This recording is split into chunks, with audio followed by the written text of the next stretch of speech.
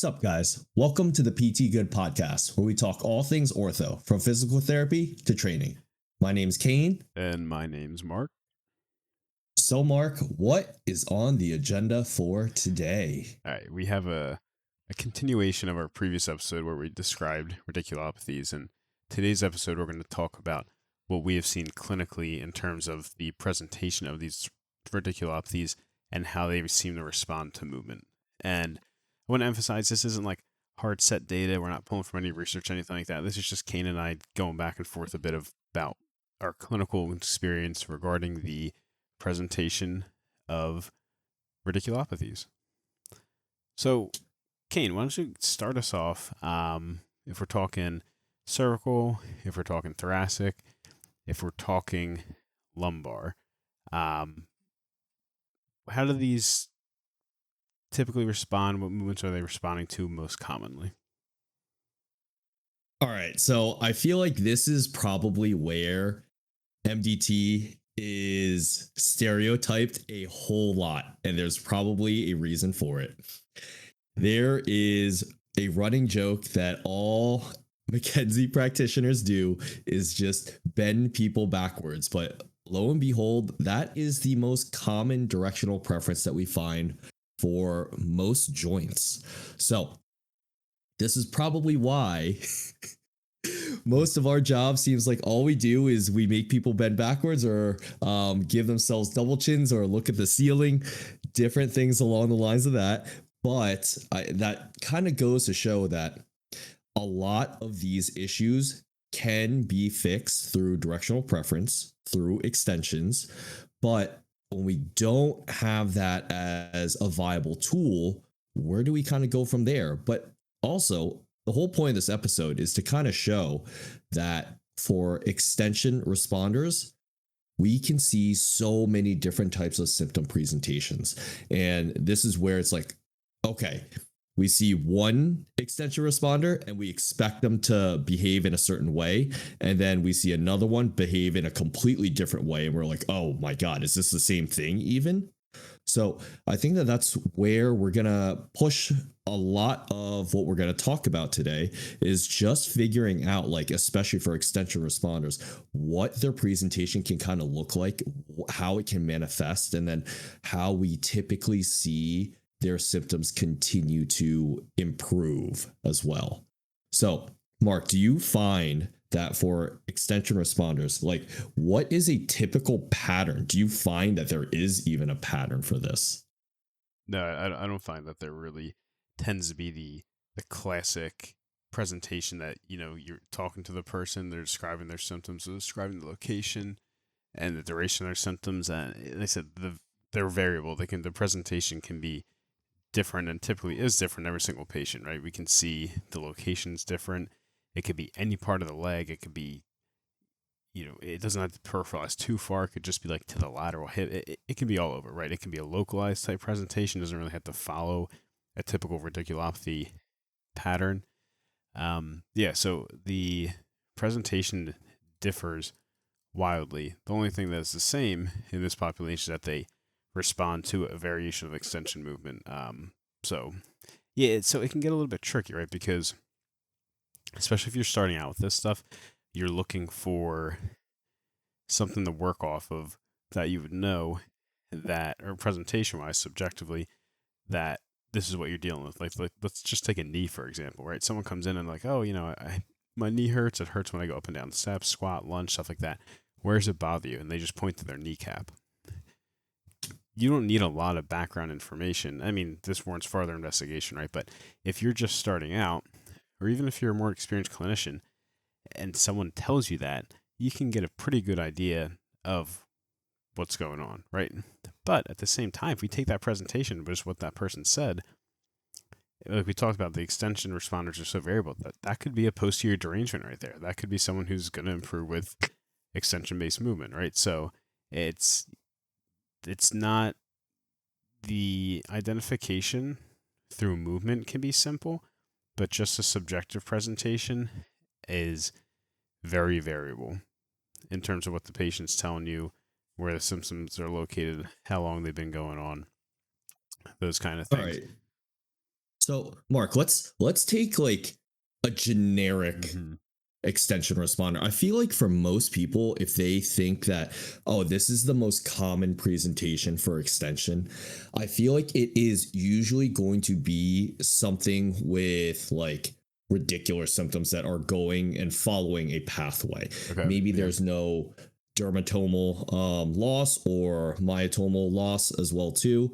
I feel like most of the times people are going to pretty much call this the standard sciatic presentation, right? When you have this type of presentation, do you find that because their symptoms are traveling more distally, you have more things to kind of work off of? Does that kind of give you like a better prognostic indicator as to how they're going to do, or like better baselines for you to kind of do your test retest when you're examining them? That like if their symptoms are more distal, it gives me information to work with. Is that what you're asking? Yeah. Yeah, I mean, somewhat. So, like we talked about previous episode in terms of quality of movement and what segments we're addressing. If someone's symptoms are located more distally, and we know just data wise, if someone has a relevant disc, let's just say pathology, it's going to be in those lower lumbar segments. The way that we're going to address them is by typically an extension based movement, right? So just if we just use um, statistics and data, we could, I could, and just with that subjective information, I could say, yeah, they're typically or most likely going to have a response. If they are this derangement rapid responding group, they're going to respond to extension, right? So it gives me a little bit of information. When we talk about flexion, I think we can dig into this a little bit more. But yeah, if location wise, it's like that typical radiculopathy, maybe sciatica type pattern, right? Posterior thigh, calf, ankle, something like that. Um, it does clue me into it could be extension, right? Now there are many other presentations in it, but yeah, that specific presentation with that kind of pattern, yeah. At that point, I'm thinking extension. When I go through the rest of my exam, I'm trying to prove myself wrong, essentially. Yeah, I feel like when I see an extension responder, the ones that I'm usually going to have greater success with typically are going to be the ones who have some sort of radicular symptoms, right? Like the pain is starting to run down either into their posterior hip, thigh, or something along the lines of that. Obviously, I don't want to see the symptoms go further down. I feel like the further down you go, it can be a little bit trickier to deal with. Some of those symptoms may last a Mm-hmm. little bit Yeah, longer. yeah. It doesn't have to. Like I've had people who have had symptoms running all the way down to their toes and then they just centralize within that day. But that is usually not the case. Usually it centralizes somewhat, but it doesn't abolish all the way. But when I see those symptoms, I usually think that they're gonna respond a little bit better than someone who just has like nondescript like low back pain. If it is just like along the sides, like on their erectors, or even if it's just midline right on the spine, I usually find that these people struggle a little bit more when it comes to establishing a directional preference.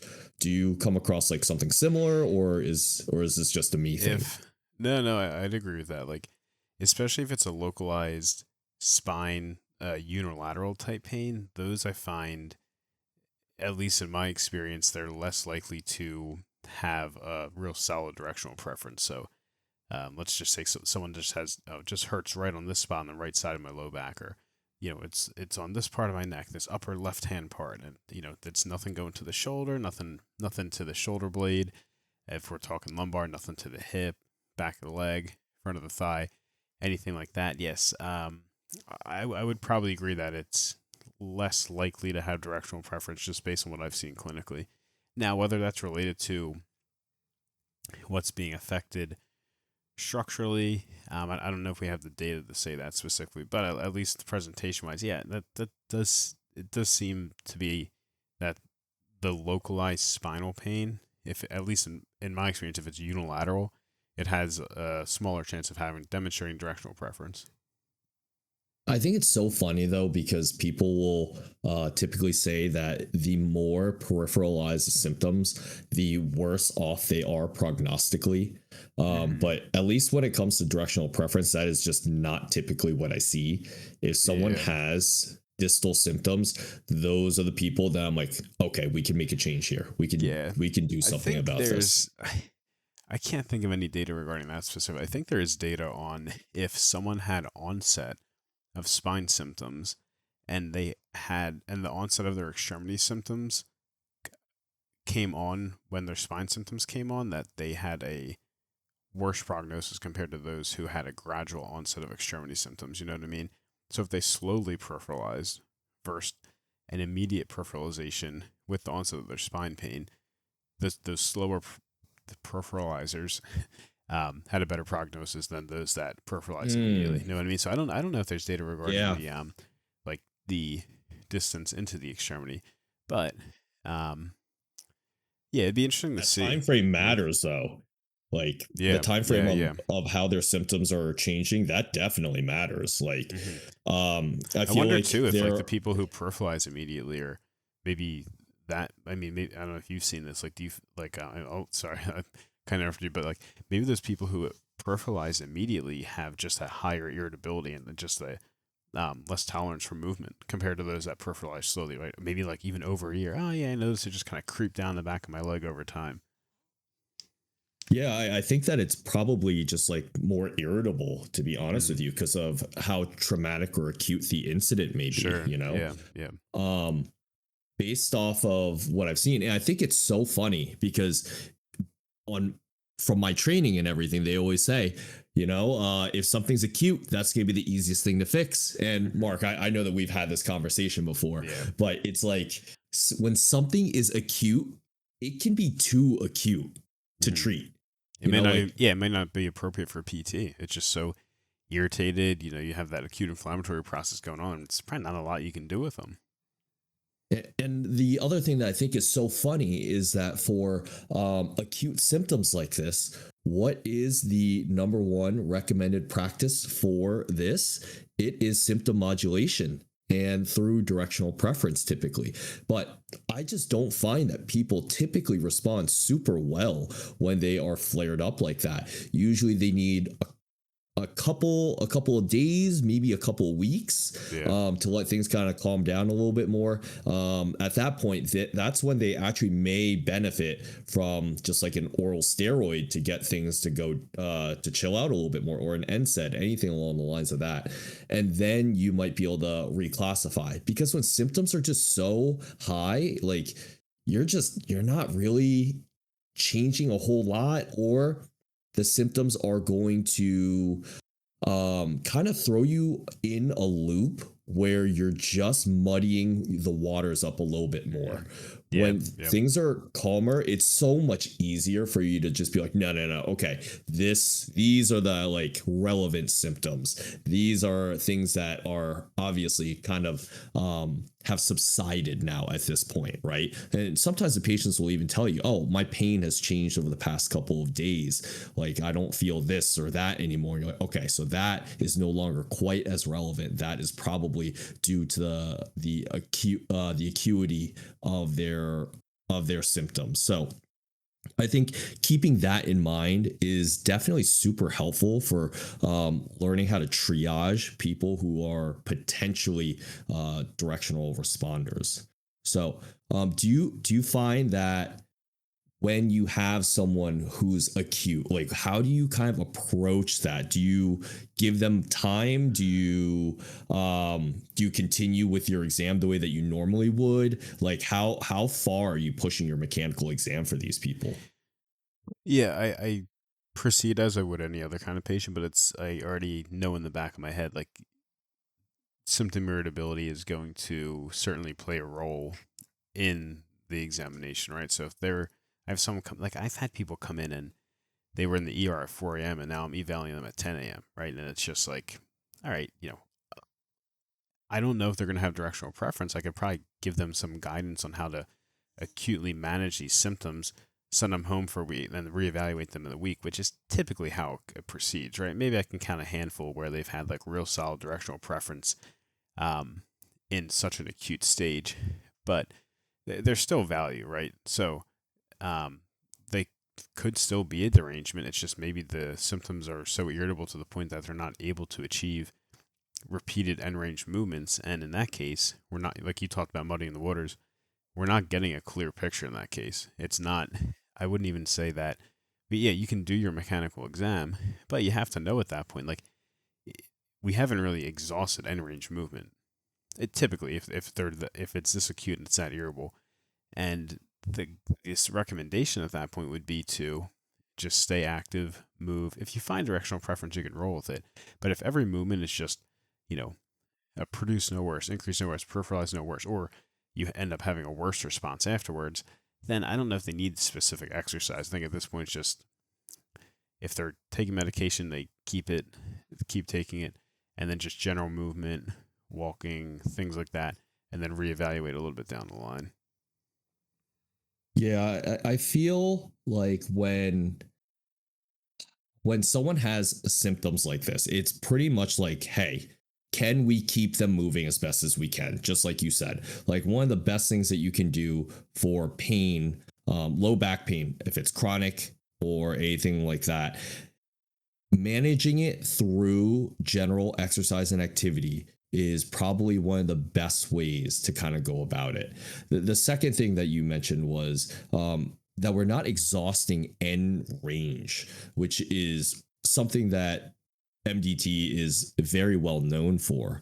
What I've usually seen for these patients, and I don't know if this is telling of whether or not they have a directional preference, but these are the people that I usually will find to be a mid-range responder, just getting their spine to move a little bit more and more. They usually tolerate that better, especially if they're super lit up. They just can't get to their end ranges. Just giving them that motion is going to be usually enough just to get them to feel a little bit better.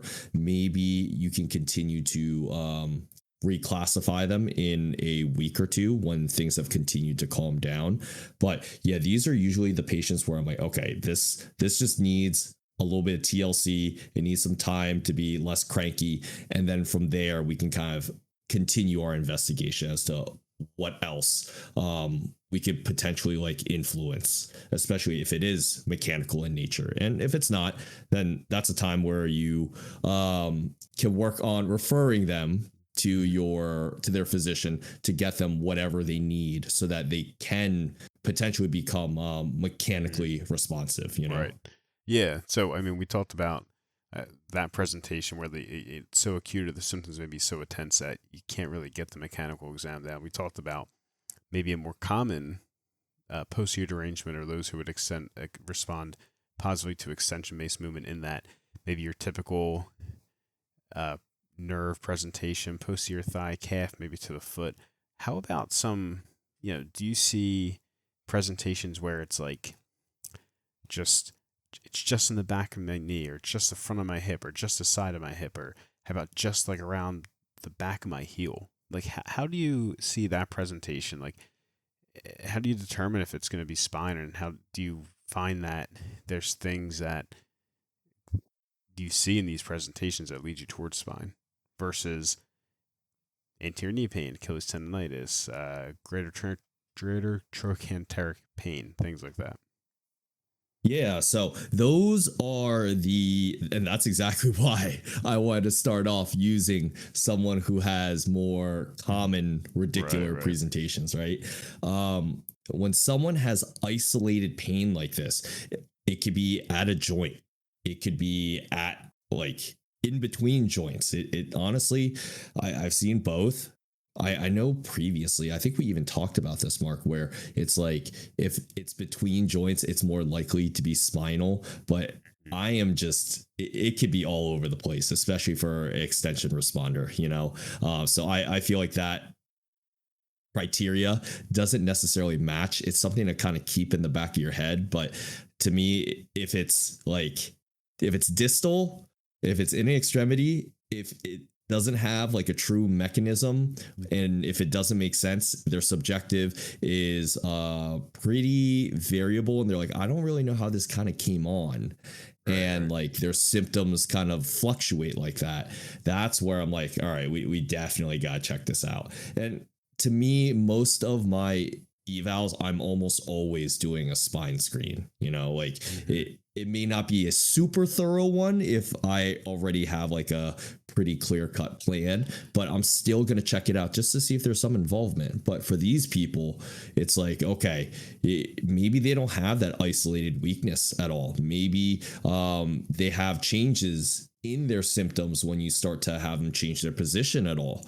I think that is very, very telling of what exactly is going on here. And then also remember what exactly you're trying to rule in and out. So Mark brought up the other side of things where it's like, okay, is it spine or is it a tissue loading problem? Right. So if that's the case, they should probably be able to tell you, oh, it gets worse the more that I use it. It shouldn't be, oh, it gets worse when I sit, or it gets worse with like these positions where you're not actually utilizing that joint or that muscle a whole ton, right? That's kind of how I start to raise a couple of bells and whistles in my head where I'm like, okay, this doesn't sound completely like what the patient's telling me. I need to put on my thinking cap and actually make sure that we're ruling out the spine and seeing if there's any contribution from there. Yeah.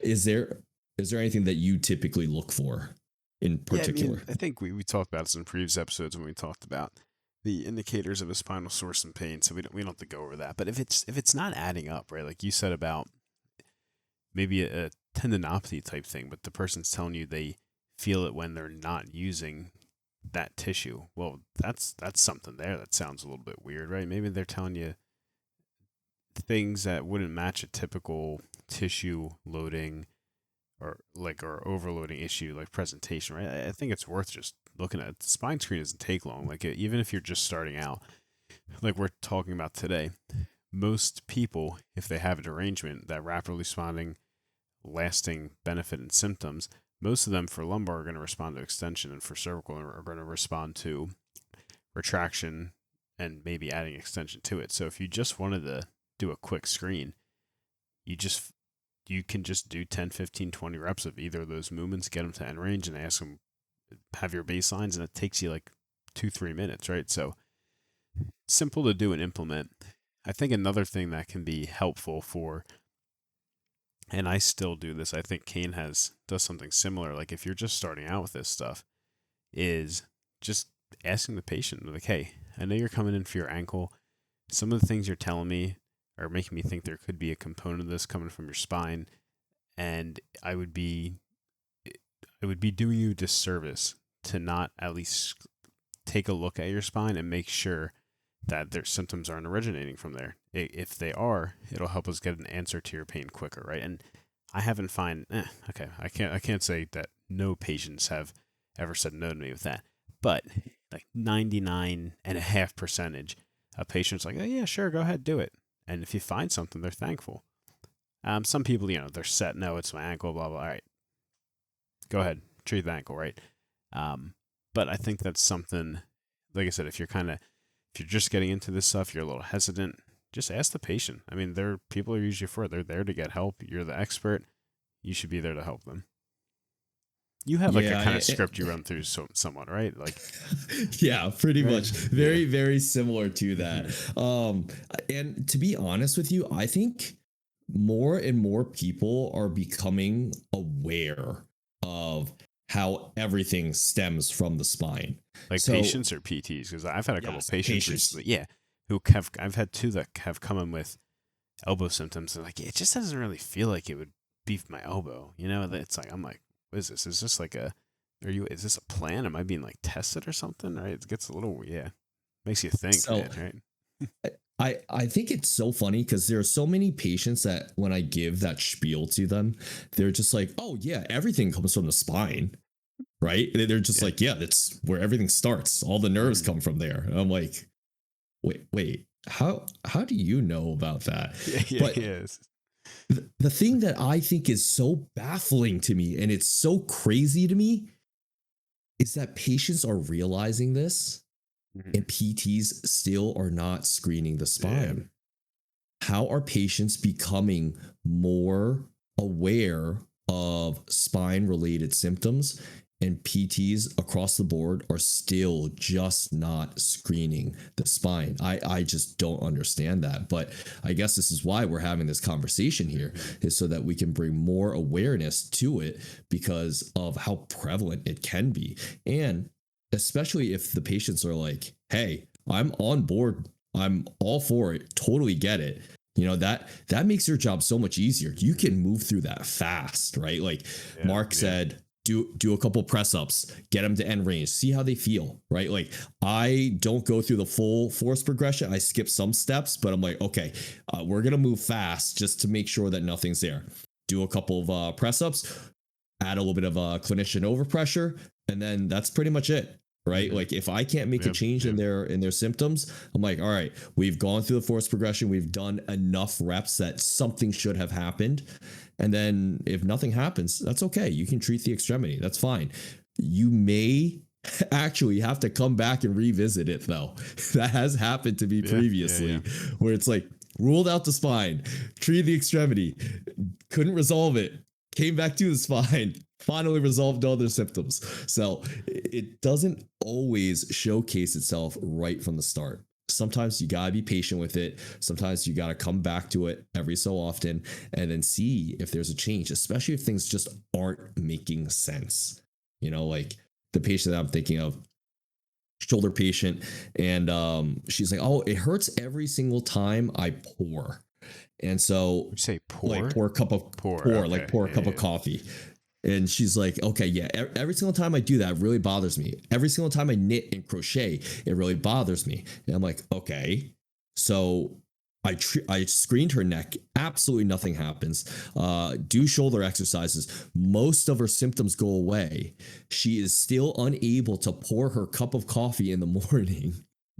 And so she's like, it's gotten better, but it's still not all the way there. And she's like, everything else has gone away. I'm like, okay, there's no way that this is just like a partial tear that's lingering or something like that. She did have a history of that. So part of me wanted to just write it off, right? But Mhm. then I just gave her a couple of retractions with patient overpressure and gone. All Mhm. of it completely gone. And she was just like, we did this already. I was like, I know. That's just how it works sometimes. I wish I had an actual answer for you to sound cool, but I have no idea why that happens. Sometimes you just have to come back and then they finally start to respond. Or Yeah. maybe Yeah. their symptoms were a little bit more masked I with was the just gonna shoulder say that. symptoms. Yeah, maybe they had a peripheral joint issue, and then they had a coexisting spinal derangement, and then you calm down the peripheral joint enough that you quote unquote, expose the spinal derangement, then you address it afterwards, right? It's certainly possible. Yeah, so it's stuff like that where it's like, don't be afraid to check it out. Don't be afraid if you have to come back. It's not like a Mhm. failure or anything like that.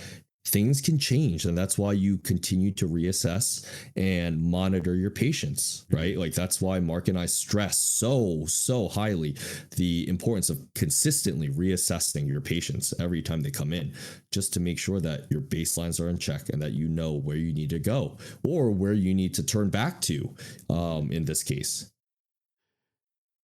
Yeah, All for right. sure. So Mark, we've talked a whole lot about extension responders and how varied they can be, right? I think some of the other presentations tend to have a little bit more of I don't want to say it's clear cut because nothing in the spine is ever really clear cut, but I feel like we're usually going to be able to spot a couple more patterns elsewhere, right? Right. So Yeah.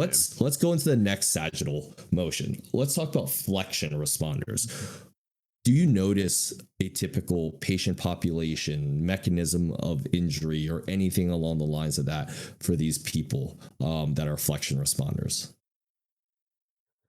Yeah, maybe not as much mechanism. I mean, I think this is interesting because people think flexion responder must be someone who, um, or I should put it this way: people think that someone who responds to extension, they must have got hurt flexing, right? But someone who responds to flexion, they don't. It's not like they did something during their day where they got hurt extending, right? I see a lot of flexion responders where it's like I went to pick something up and now that movement's irritated, it's obstructed, and then they work past it and then they can lift better. But yeah, so maybe not mechanism. I mean, presentation, and we've talked about this. Presentation, there seems to be something to it, right? At least with Kane and I have discussed this, and one of our coworkers we discussed this. We've seen this presentation many times, and it almost like it's unmistakable, and they all respond very similar in that you have a middle-aged male who has back pain. They have anterior thigh pain, sometimes anterior shin.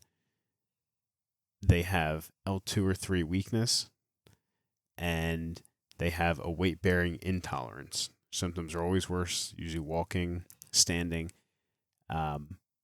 They get better sitting. They get better with flexion when we do the exam. But some of them can resolve with flexion and begin to extend. And then maybe most of them, or maybe the other half of them, get a temporary benefit from flexion, but not enough to say that they have a solid directional preference. Again, like I said in the beginning, like I haven't seen anything like documented regarding this, but it's something I've seen consistently enough where it stuck out to me. Where it's like these people can't extend, they can flex, temporary relief from flexion doesn't stick, and standing and walking over a certain period of time is just not good for them. They begin to peripheralize. Mark, have you ever seen Monsters Inc.? Yeah, why? I feel like the patient that you described, in my head, these patients all have the Mike Wazowski build. Like they're all bigger, round bellies, no glutes whatsoever. I won't speak.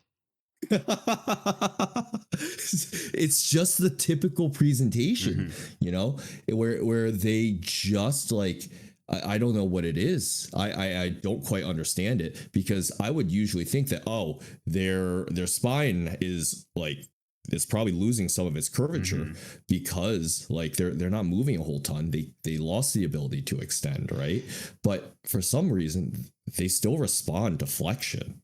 And similar to what Mark was saying, that those radicular symptoms that are going down the anterior aspect of their lower extremity, I find that for flexion responders compared to extension responders, flexion responds so fast. Like, I don't know if you notice the same thing, but it's like centralizes a lot. It's like a set of 10 and you're good. Yeah, it's like very, very odd. Maybe the force needs to be adjusted, but when you found the right thing, it's just gone. Yeah. But how do you usually give people flexion? And what do you notice that people usually respond best to?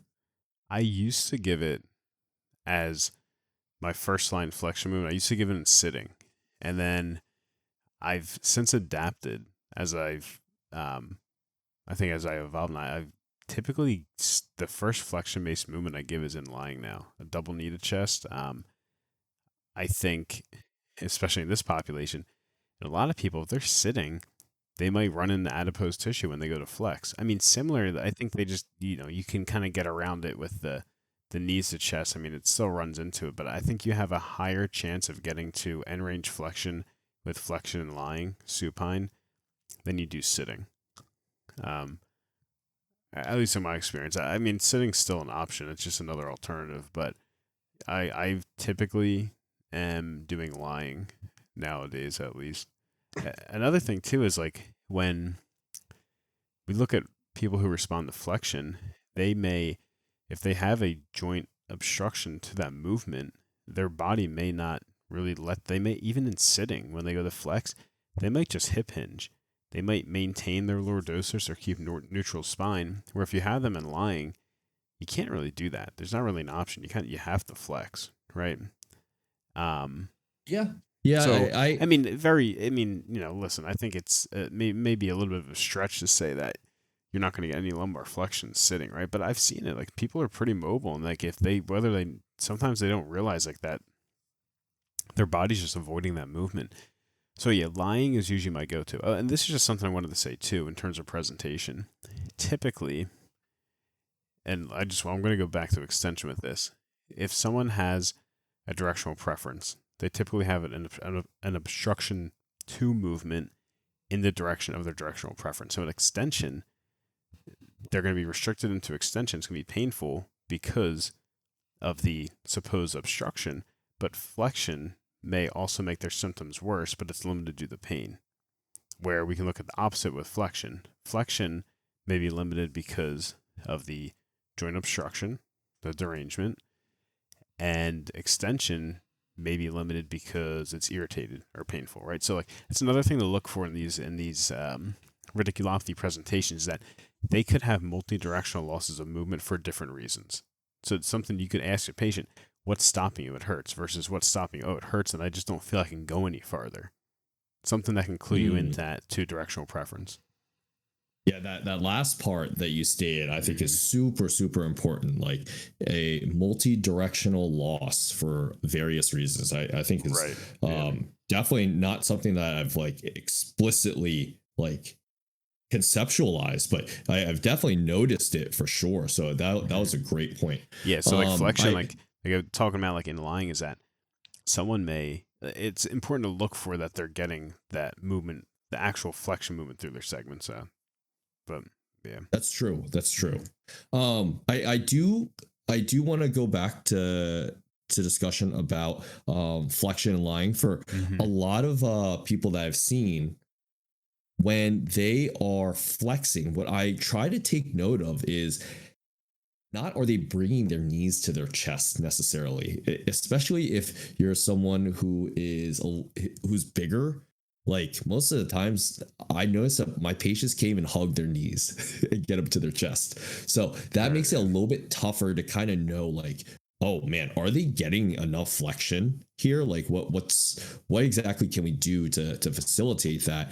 And I think that's where like I started actually bolstering or propping up their hips when they do their flexion, because this way you're actually encouraging more of like a roll, and you're actually getting that lumbar spine to flex and giving it room to move compared to if they're flat on the plinth.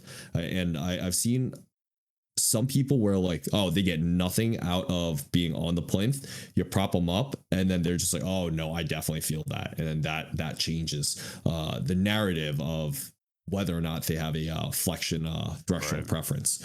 So definitely something to consider. I do think that the chair is another good option, but I've noticed that a lot of people, like, if they respond to it, that's great. But I, just like you, Mark, I usually show them flexion and lying first, and use the chair option as like an alternative if they just can't do it. Yeah, And I think from a compliance standpoint, the chair is easier. Similarly to our extension responders, the repeat extension and standing with or without a fulcrum is easier to implement compared to getting on the floor and doing it.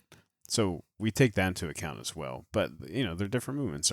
They're force alternatives. So you still need to test to make sure you're getting the same response that you got with the other movement you tested. But I like the chair too, because you have an option to add self-overpressure with lying. That's true. You don't really get, you could pull harder and stuff, but the hook around the back of the legs with the chair, is you can really add more of that flexion component. All right. So my question is, Mark, as the resident MDT expert here, right. We do repeated extension in lying. We do repeated extension in standing.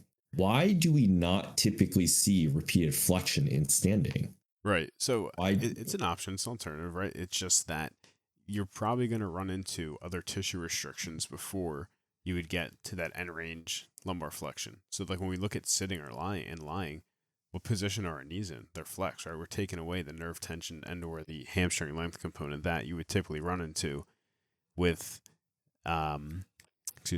with the flexion and standing, right? So there's the nerve tension component, there's the muscle length component, It said flexion and standing is an option. I've had people where I've done lying, I've done sitting, and they don't respond. Then I have them stand, and for whatever reason, actually, this is one of the people who this person got hurt picking up a flower pot, like a heavy pot, and then they felt, a pop, and they could extend, they can side glide, they just couldn't flex, and I was just like, all right, we went extension, worse. It's like this is just weird. Had them flex, went lying, went sitting, no effect. Standing, and you could just watch them bend farther each time, and then it was better afterwards. Nearly gone, right? So it's an option, but I find that typically patients aren't able to get to the end range lumbar flexion in standing. So at least in my experience, that's the main reason. That's definitely something to that I've never really considered. Yeah, because so like, you ask people too, especially if you think it's an anterior derangement, like I mentioned before.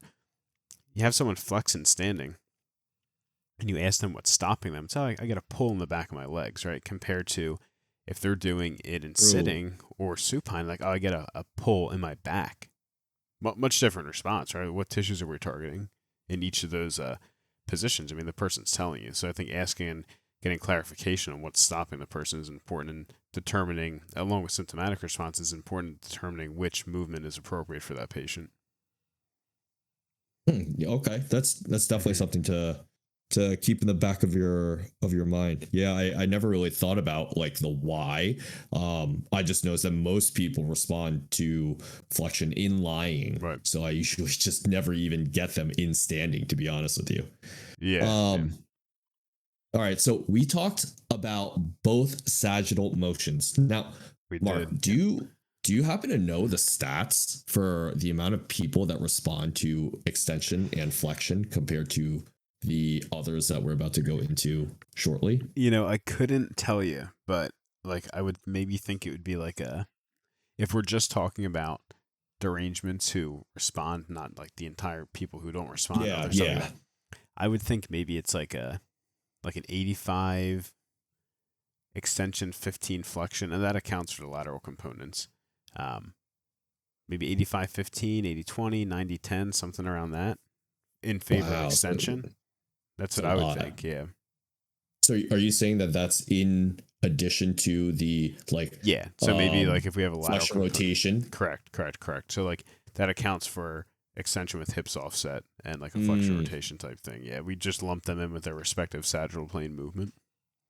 Yeah. That's what I would think. I don't know. It may even be more. Maybe it's even more. Maybe it's like a 95-5 for in favor of an extension. I don't know. It's something around that. I don't think it would trend towards like 70-30 and surely not 60-40. I mean, I think the vast majority are going to be extension or extension with lateral. I definitely think that's on the higher end of things for sure, which is why it's like so commonplace for people to just continue doing extension as the starting movement and then not even necessarily checking flexion just because of the stats. I think if you're going based off of the stats, like it definitely makes sense to continue using extension primarily, especially if you're kind of stumped. But yeah, if anyone's interested, I think definitely getting a little bit more insight into the numbers can help you in trying to figure out, like, oh, this seems a little fishy. Do I keep riding out extension, or is it enough to sell me on like, hey, we need to change directions here? But all right, so we covered all the sagittal motions. Now it's time to go lateral. And this is something that Mark and I have been messing around with quite a bit more now, just to see like if we are missing something, if we can get there sooner or faster, and just recognizing patterns a little bit better. But Mark, you give us a rundown of what exactly lateral components kind of look like. Right.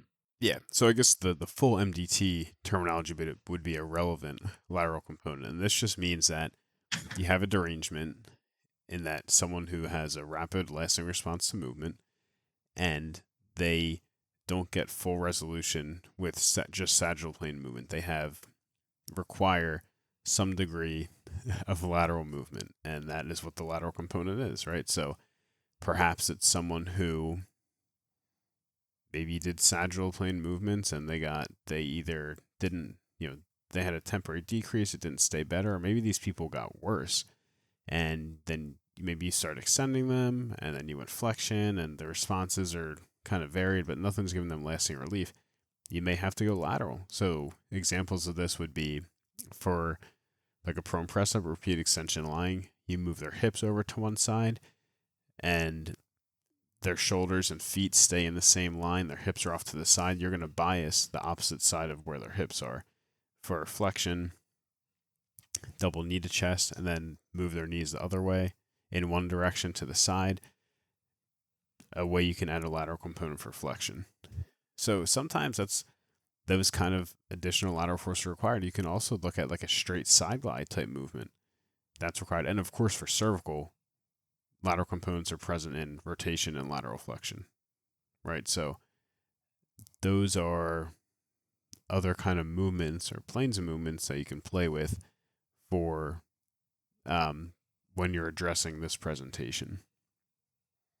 So, Mark, what do you typically look for before you go lateral? I know we've talked about, okay, extension is not working, flexion isn't working. And I feel like this is usually where it gets really tricky for people, right? Because they're just like, they're not recognizing those patterns fast enough. So what are some things that are cluing you in on whether or not they are going to have a relevant lateral?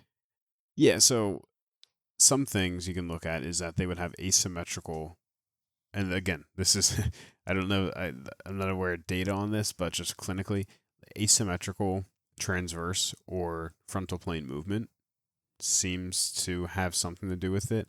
So if you're looking at lumbar and also asymmetrical or unilateral symptoms seems to, or at least that gets the ball rolling in my mind, there may be a relevant lateral component. So yeah, so maybe we're looking lumbar and they're like, oh, it just hurts on the right side of my low back. And they do a left side glide and they're fine. And then they do a right side glide, go towards that affected side, and it's limited and painful. And their sagittal plane movements are maybe they have pain, but they're not limited. Okay, maybe there's a lateral component there. Let's look at cervical too. Maybe they just have pain at the base of their skull, and it's on the left side, and they turn right and it's fine, and then they turn to the left and it hurts. And when they extend, maybe they have a deviation of movement away from that left side where they don't want to, let's say close off that side or kind of use those joints, right? So if we see asymmetrical movement in frontal or transverse planes, that's something to look at. If we look at unilateral symptoms, that's something that kind of clues me in. Again, just stuff I've noticed clinically. I don't know if there's any published data on this, but the biggest thing for me seems to be the symptomatic response. So if we're hitting sagittal plane movements, and again, their symptoms are decreased, but they're not staying better afterwards, or maybe they're increased and not staying worse, or if we're hitting going back and forth and the symptoms are getting worse afterwards, maybe there's a lateral. The best way I can explain these relevant lateral components is, and again, I don't use a disc model, but the way it was explained to me is that you have this disc material, it's displaced laterally, and as you work sagittally, instead of quote unquote pushing the disc material back in, you're pushing it farther out laterally, right? So the analogy that was given to me was like hitting a crooked nail. If you just hit it straight up and down, or straight down, I guess, it's going to keep going farther, more crooked out to the side. Where if you adjust your angle and hit it from a different angle laterally, it'll even out.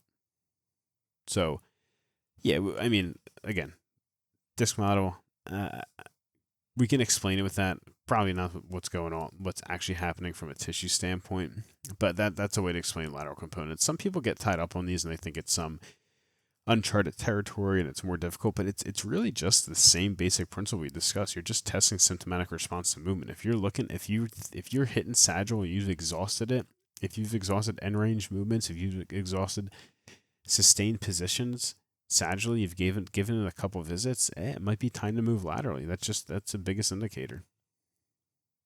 Yeah, I think it's really good that you actually mentioned this, because when we talk about a relevant lateral, most people think of it as like, oh my God, this is like, I don't know how to do this. This is so much harder, right?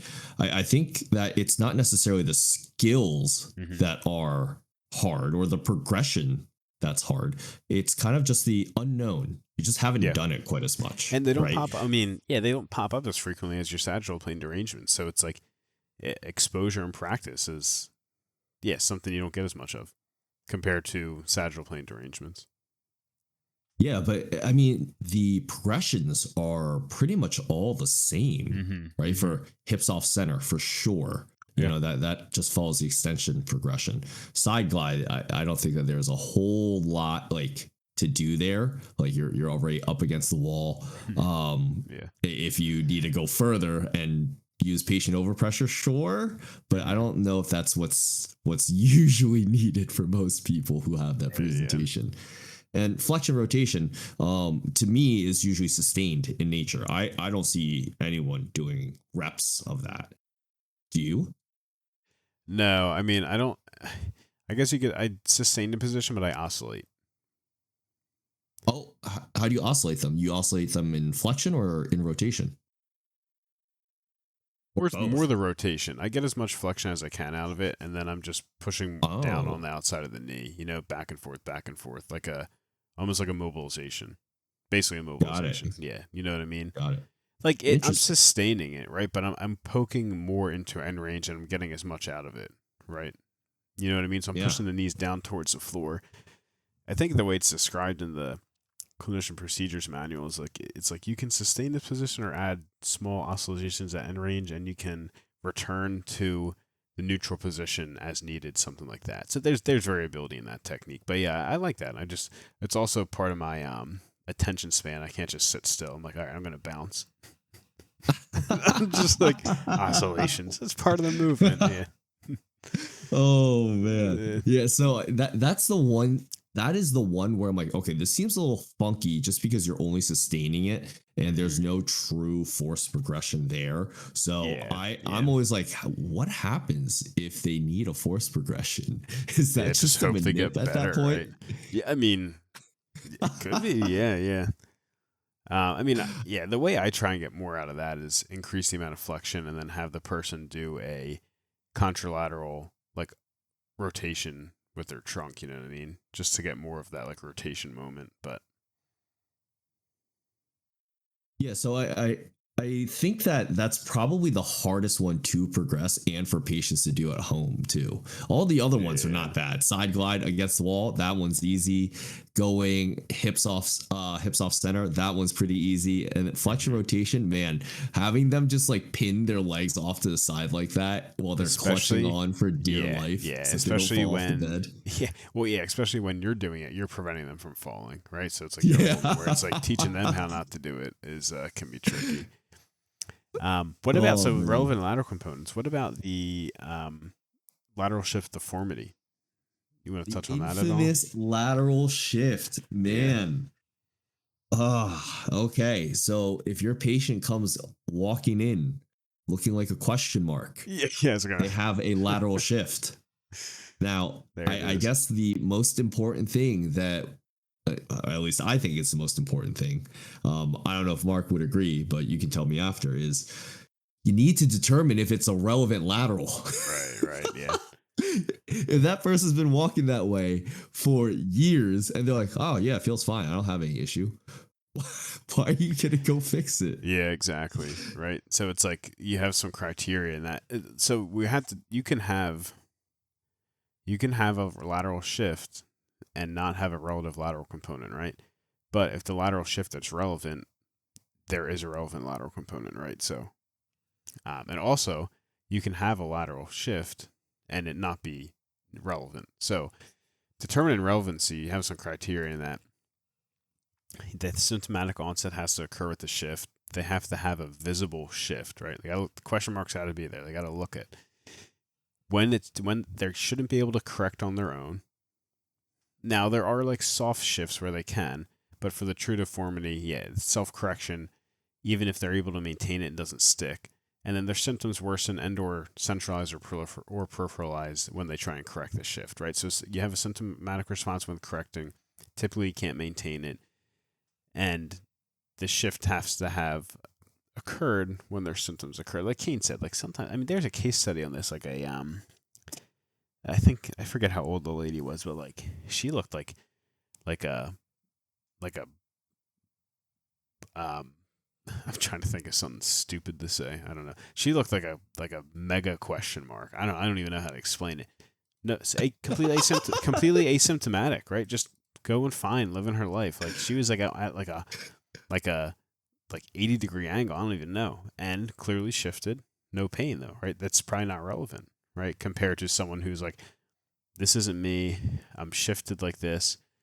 And then when you try and get them shoulders over hips, things get worse. It's difficult for them to maintain it. They can't maintain it on their own. Yeah, so we have different presentations. So determining relevancy is a big thing, and you're going to do that through your movement assessment. Yeah, that I think is the trickier part about the shift deformity is determining if it's relevant. We're not going to talk about it in this class, or not class, in this episode. I don't, but it gets a little bit little tough. Yeah, shoot. But yeah, it's there, and if it's there, it has to be addressed. You're already starting off with a bad prognosis, so don't feel bad if you can't fix it. But yeah, determining if it's relevant is the first step in addressing those. Yeah, I think for lateral shifts, the big thing is, I think most people are taught the lateral shift correction, the manual one. Mm-hmm. It kind of just depends on whether or not they're willing to do it, because it is a hard technique. Like, it is pretty intensive on your body to hold those positions. And the thing is, your patient is usually going to be in a whole lot of pain while you're going through this. It is like, I feel for them. It is not fun. But yeah, I feel like people tend to shy away from it because of that. But also, if they do it, because the patient is in so much pain, they usually don't overcorrect them enough so that they're able to maintain that overcorrection, and then after that gradually work back into extension, because that's the progression for correcting a lateral shift. Right. Yeah, it's a weight bearing type phenomenon. So like you're going to be in some degree of extension weight bearing. So you need to be able to push past that obstruction so that you can maintain the correction in weight bearing. Correct. Yeah, because like I feel like that is usually the thing that stops most people from getting to those points or doing the technique correctly, is just because, man, it is painful. It is not a common thing. Sometimes you're just like, oh my God, am I doing this right? Or are my legs going to give out on me? Is my patient going to fall over on me? Yeah. It is definitely a challenging technique. That's for sure. But I don't think that it's definitely not a very common one, but it's good to know and to be able to kind of like check it out and see. It may give you clues or hints if something's like just really going astray on you, where you're like, oh, I have no idea what's going on. Maybe it's something that's worth checking out. With that being said, Mark, I think that covers all of our common presentations, right? Presentations. Yeah. The one thing I was just want to touch on at the end here is, like, we've mentioned the XPOS study in terms of the criteria for having, or indicators of having, a spinal source of pain, but we never touched on, and this ties in the presentation, we never touched on like the main takeaway from the study was that regardless if you had spine pain or not, like 43.5% of the extremity symptoms that patients who had extremity symptoms in the study had an improvement of their symptoms or with solely spinal movements, right? So when we talked earlier about like testing out movements and getting patient permission just to look at the spine, you can use this stat. I mean, and it breaks it down by body parts if you by percentage for body regions if you want to look at it. But just saying, like, hey, about half of people who have your kind of presentation, they ended up having the source of their pain from the spine. I mean, most people, it's an important takeaway from that study. So if you're just getting into this kind of repeated movement spine screening type thing, yeah, like you have research to support that what you're doing is the right course of action. All right, Kane, anything else you want to add to today's episode? No, I think today we hashed out all the common presentations. I think that kind of gives the people a hint that we're probably gonna check out uncommon, ridiculous presentations Yeah. one day at least. But Yeah, yeah, I think I thought that today was good. We talked a whole lot about all the different presentations, and I definitely learned a couple new things from you as well too. So Glad thanks. to hear it. Yeah, of course, of course. But yeah, like Kane mentioned, he took the lead on extension. Sometimes you have a common presentation where it's that kind of nerve distribution, sciatic, posterior thigh and leg, but it's the most common direction to respond to. The presentation can be very variable. So if you're going to test a movement and you're not sure if it's going to respond, you're probably starting with extension. We talked about what we've seen clinically regarding flexion presentations in middle-aged males, anterior thigh. You have some myotomal weakness in the thigh, L2-3, intolerance to standing and weight bearing. Sometimes get better with flexion, but usually a slower responder. Lateral components exist. You'll know that it's something that has to be addressed with asymmetrical frontal or transverse plane movement. And typically, they're not getting really resolution from sagittal plane movements or maybe a lateral component. That just means adding in a different plane of movement. All right. That concludes today's episode of PT Good Podcast. Remember to leave us a like, subscribe to whatever platform you're listening to us on. Follow us on Twitter at PT Good Podcast. Thanks for listening. Hope you enjoyed. We will see you on the next episode. Bye.